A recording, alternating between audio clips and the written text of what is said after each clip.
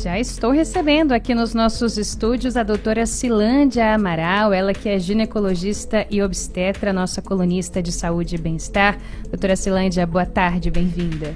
Boa tarde, Ariane. Prazer estar aqui com você hoje. Prazer é meu. Sempre escuto Bárbara Lins, doutora Cilândia, aqui religiosamente dentro do carro. Prazer hoje estar com a senhora aqui presencialmente. Doutora, hoje a gente fala então de um tema bastante interessante, que eu acho que muitas mulheres, muitas famílias devem se interessar, que é a importância do planejamento de uma gravidez. Volta e meia, inclusive, tema de filme, de novela, de discussões aí, enfim, rodas de conversa, palestras, a gravidez indesejada. Mas quando a gente pensa no cenário ideal, que é a gravidez desejada, planejada, do que a gente está falando exatamente, doutora? Então, gostei do termo cenário ideal, né? Porque quando a gente pensa numa gravidez, o que é o ideal para esse casal? Primeira coisa, fazer uma avaliação clínica do casal. Envolve isso, uma história clínica bem feita, um entendimento se existe alguma patologia, alguma doença materna. Se ela usa alguma medicação, a gente avaliar se essa medicação é compatível com a gravidez ou se ela já deve trocar essa medicação nessa fase do planejamento da gestação. Realizar exames laboratoriais, compreender se ela vai precisar de alguma vacina, por exemplo, antes. Se ela tomou vacina, que intervalo que nós vamos dar para ela engravidar. E algumas reposições, porque às vezes eu preciso de organizar, por exemplo, uma boa dieta, uma atividade física. Está fora do peso, temos tempo de em 6 meses voltar para o peso ideal para a gente não ter maiores problemas associados à gestação pela sobrecarga de peso, reposição de ácido fólico que deve ser feita aí no mínimo por 30 dias, mas idealmente dentro dos 3 meses que antecedem a gestação, ou seja, sempre que possível a gravidez deve ser planejada, até porque obviamente esse casal tem que estar emocionalmente preparado para uma nova etapa da vida deles, que é a gravidez, a chegada de um filho, uma reorganização da sua vida pessoal, conjugal, profissional. Isso tudo é muito importante de ser avaliado e pensado. Doutora, quando a gente pensa num casal ou numa mulher que, por exemplo, usa métodos contraceptivos, vamos dizer, por exemplo, DIU ou um anticoncepcional, muita gente tem esse contexto de anticoncepcional há anos ali. Sim. Qual que seria o tempo certo para se entender, olha, se eu pretendo engravidar em tal período, é agora ou depois que eu preciso parar de administrar esses métodos? A gente sempre avalia de acordo com o método. Por exemplo, o DIU não hormonal, se eu tirar neste mês, muito provavelmente no mês que vem ela já pode engravidar. Tá. Se for um hormônio, eu preciso de um tempo maior, inclusive a depender de quanto tempo aquela mulher usa o método hormonal. Então, a gente vai avaliando de acordo com a realidade de cada paciente. Quando eu tenho que tirar por mais tempo, a gente pode, por exemplo, tirar 2 meses antes um anticoncepcional, rever como é que o ovário dessa paciente vai reassumir esse controle hormonal. Vamos entender didaticamente que um anticoncepcional, ele mais ou menos deixa a função ovariana adormecida. Então, eu não posso calcular de forma tão precisa em quanto tempo esse ovário vai reassumir esse controle hormonal, dando para ela aquela gestação que ela está calculando para aquele mês. Mas, se eu tenho a oportunidade de fazer esse planejamento, eu posso tirar o anticoncepcional um pouquinho mais tempo, manter um método contraceptivo de barreira, como por exemplo o preservativo, e avaliando qual é a resposta ovariana dela naquele intervalo. Isso é uma coisa completamente viável, né? Então, isso faz parte do planejamento. Apesar disso, eu acho que é tão importante a gente enfatizar aqui que mais da metade das mulheres no Brasil engravidam sem um planejamento. É muita gente. É muita gente. Esse planejamento pode ser por falta do método contraceptivo, pode ser por falha do método contraceptivo. É raro, mas acontece. e pode ser por falha do próprio método contraceptivo. Então, é importante a gente também não fazer uma política de condenação das mulheres, dos casais que engravidaram sem esse planejamento.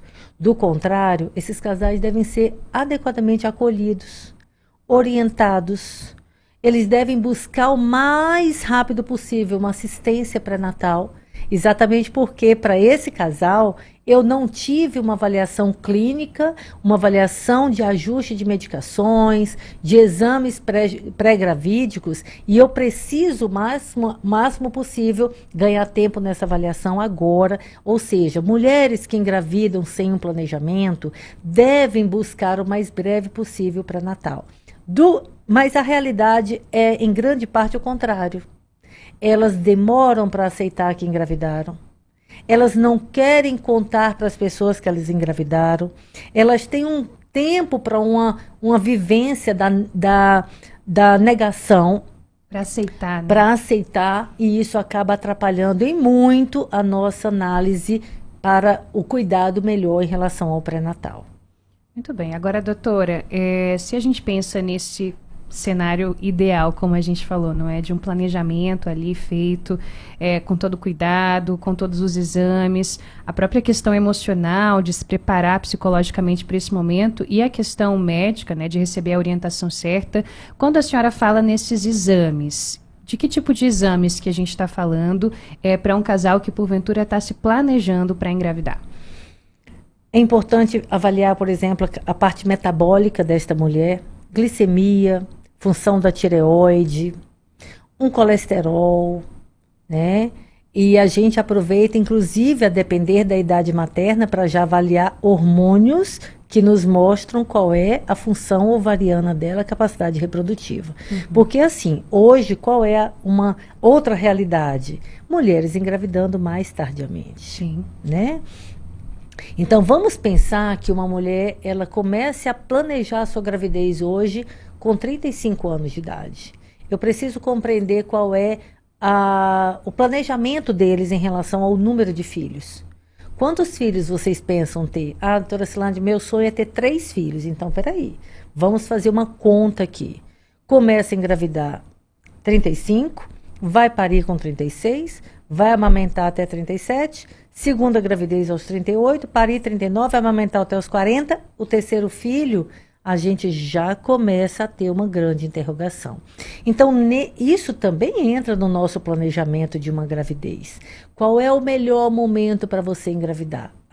Não tenho essa resposta para você.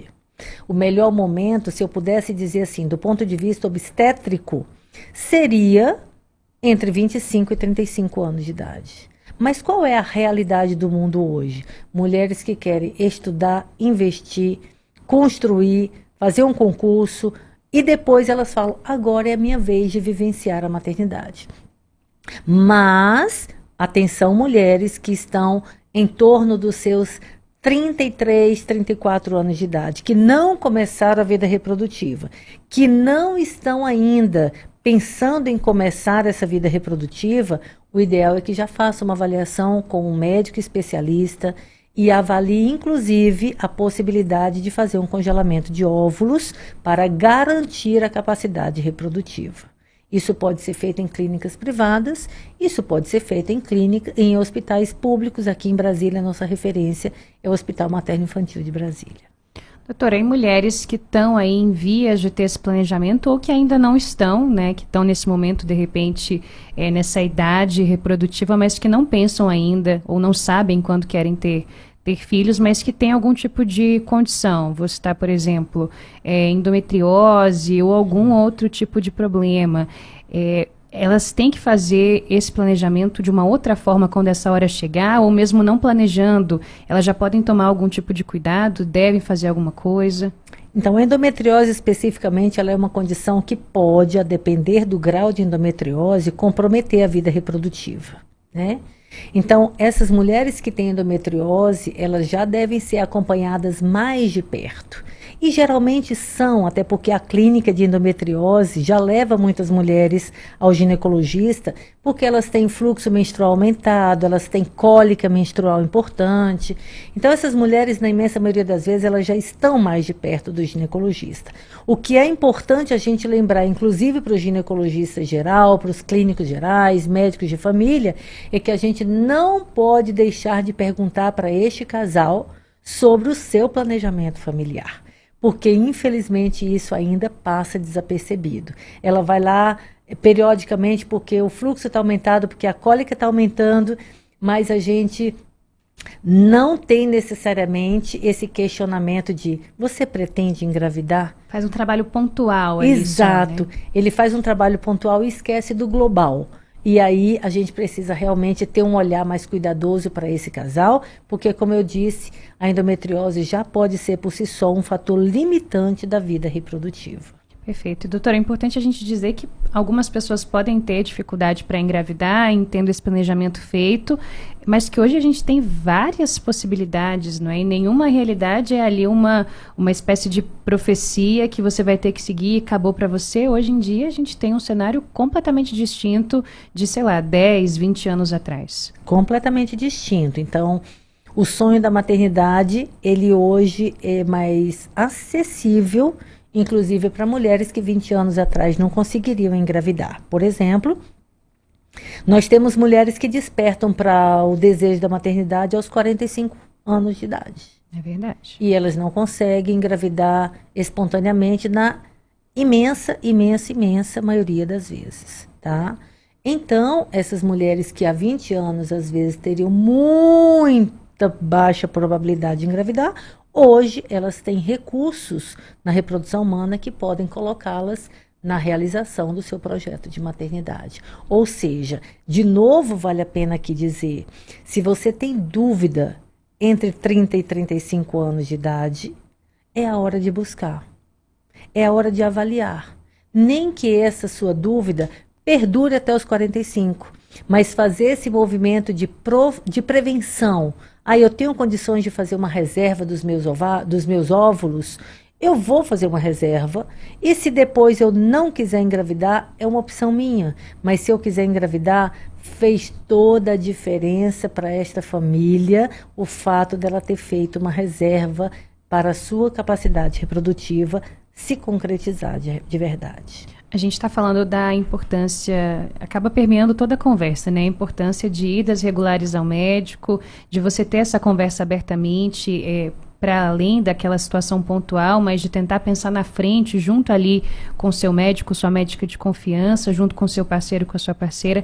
Agora, que outros cuidados, para além de exames e essas idas rotineiras ao profissional de saúde, a família ou a mulher pode ter pré-gestação? Se a gente pensa, por exemplo, em uma mulher que fuma, consome bebidas alcoólicas, ou de repente tem ali um quadro de obesidade ou alguma situação assim, que outros cuidados podem ser adotados? Vou resumir dizendo que quando a gente pensa em gravidez, a gente pensa em saúde. Saúde. Né? Porque engravidar, por si só, já é, na imensa maioria das vezes, um critério de saúde. Né? Mas a gravidez em si demanda uma condição de saúde. Portanto, pensando numa gravidez, fazendo esse planejamento, estilo de vida saudável é fundamental, ou seja, reduzir peso, manter uma atividade física regular, manter uma alimentação saudável. Se fuma, no mínimo a gente orienta a reduzir a carga tabágica, porque parar de fumar para a imensa maioria das pessoas também não é simples. Faz uso de alguma medicação que às vezes, para estética, por exemplo, né? A gente já orienta que também elas, na grande maioria das vezes, estão contraindicadas na gestação. Então, resumindo, pensou na gravidez, pense numa vida saudável. Porque isso vai minimizar riscos maternos e fetais, isso vai facilitar a adaptação daquele organismo materno a todas as modificações que a gravidez impõe.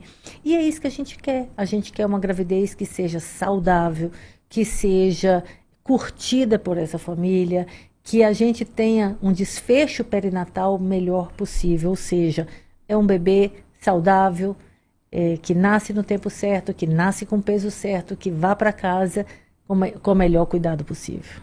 Muito bem, e que essa decisão seja tomada em conjunto, né? Eu acho que muitas vezes é um sonho que fica a cargo ali da mulher. Às vezes a mulher carrega aquele sonho, não consegue compartilhar direito com o seu parceiro, por exemplo, ou não consegue ali encontrar o acolhimento ou o entendimento para sentar e planejar de fato ali, colocar no papel, que muitas vezes é importante também. Então toda a rede, né? A família, ou se tiver outros filhos também, por que não envolvê-los nessa conversa? Com certeza. E assim, esse assunto que você está puxando aí é muito interessante. Por quê? Porque o homem, ele vai ser capaz de engravidar até uma idade muito avançada. Mas a mulher, literalmente, ela tem uma fertilidade limitada em termos de idade. Então, é preciso a gente sincronizar esse casal. Porque muitas vezes, para aquele parceiro que está com 45 anos de idade, ele está muito jovem. Está tudo ótimo. Ele não está compreendendo que a parceira dele está com 39 anos de idade e que a vida reprodutiva dela é, de certa forma, limitada por uma questão idade. Então, ter essa conversa, ter esse diálogo, fazer esse planejamento e esse casal, inclusive, ir junto à consulta, isso é importantíssimo. É importante que a gente trabalhe o casal. Eles têm que decidir qual é o melhor momento deles, obviamente orientados pelo nosso conhecimento técnico. Mas muitas vezes a gente fala, vão para casa, pensam em tudo isso, voltem aqui, a gente conversa de novo, trago as dúvidas de vocês, assistam a vídeos, mas é preciso ir ganhando maturidade, porque também muitas vezes o que acontece? Aquele casal que protelou, e de repente eles aparecem no desespero de que assim, nós queremos agora de qualquer jeito, a qualquer custo. Isso também é outra coisa que precisa a gente, como profissional de saúde, dizer, tenha calma, até porque às vezes naquele desespero, aquele casal não está pronto emocionalmente para viver a gravidez. Então a gente tenta de toda forma buscar esse equilíbrio. Muitas vezes eu digo para os casais que nessa busca da gravidez, nem a gente tem que pegar voo, nem pode estar sentado. Caminhe e vão avaliando aí com equilíbrio o melhor momento. Mas o tempo, ele é precioso para a mulher do ponto de vista reprodutivo. Isso a gente não pode deixar de enfatizar, tá joia? Eu ainda vou aproveitar a pergunta que você me fez sobre aquela mulher que está usando algum método contraceptivo. Claro. E é muito comum que elas cheguem dizendo assim, eu tenho medo de não conseguir engravidar porque eu usei anticoncepcional por 10 anos. A vida inteira. A vida inteira. A gente não tem estudos que mostrem perda da capacidade reprodutiva associada aos métodos contraceptivos, tá bom? Então, talvez o fator idade seja o mais importante. Outras patologias, como você mesma citou, a endometriose, né, infecções pélvicas, isso sim pode, junto com a idade, limitar muito a capacidade reprodutiva. Que maravilha. Doutora Cilândia Amaral, sempre uma aula. Eu sou ouvinte assídua hoje compartilhando aqui desse espaço. Agradeço muitíssimo a sua participação. Ela que é ginecologista, obstetra, colunista de saúde e bem-estar. Doutora, obrigada por hoje. Um prazer. Prazer foi nosso. Essa foi a coluna Saúde e Bem-Estar.